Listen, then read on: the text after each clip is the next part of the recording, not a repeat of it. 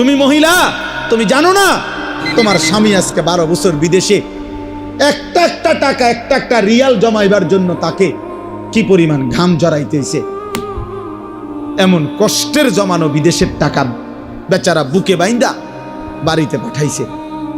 তুই বেডি বাজারে বাজারে ঘুরা ঘুরা বেপরদা, তুমি বাজারে ঘুরা ঘুরা এই টাকা অনাদরে হিসাব ছাড়া স্বামীর এই কষ্টের টাকাগুলো শেষ করে দিতেছে।